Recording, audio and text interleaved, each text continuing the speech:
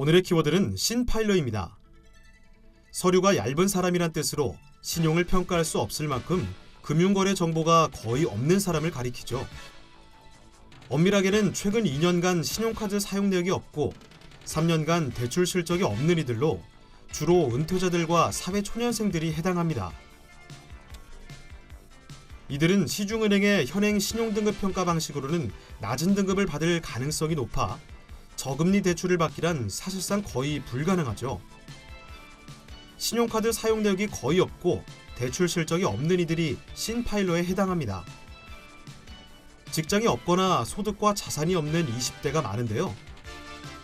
중금리 대출 시장의 CSS 핵심 목표는 우량한 신파일러 찾기입니다. 기존 개인 신용평가사는 개인의 채무 상환 이력, 현재 부채 수준, 신용거래 기간, 신용거래의 종류 등을 분석해 1년 내 90일 이상 장기 연체 등이 발생할 가능성이 어느 정도냐에 따라 1등급에서 10등급으로 구분합니다. 하지만 신용거래 내역이 부족한 사회초년생, 주부, 대학생 등은 대출을 갚을 여력이 있는데도 낮은 등급을 받는 맹점이 있었죠.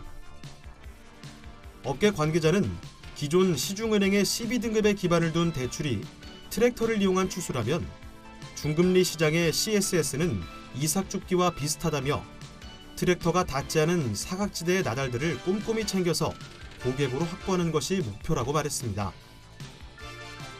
K뱅크는 12등급에 더해 주주사인 KT의 통신정보 등 200여 개 요소를 활용해 심사에 활용하고 있습니다. 예를 들어 통신비를 연체하지 않거나 해외 로밍 횟수가 많으면 신용도에서 가점을 받을 가능성이 크죠. K뱅크 관계자는 통신비나 단말기 요금을 밀리지 않거나 해외에 자주 나갈 경우 대출 상환 능력이 있다고 보는 것이라고 설명했습니다. 카드업계는 고객 소비 패턴을 적극 활용합니다. 신한카드는 작년 말 머신러닝 신용평가 시스템을 도입했습니다. 카드 승인 시간, 해외 직구 빈도, 디지털 결제 사용 여부 등 180여 개 요소를 이용해 7등급 이하 저신용 고객 중 상환 능력이 있는 이들을 골라낼 수 있죠. 인터넷은행이 대출 시장에 진입하고 신용카드 가맹점 수수료와 법정금리 인하 조짐이 보이면서 카드사와 대부업체, 저축은행 등 이 금융권에서 중금리 대출 고객을 차지하기 위한 옥석 가리기 경쟁이 치열해지고 있습니다.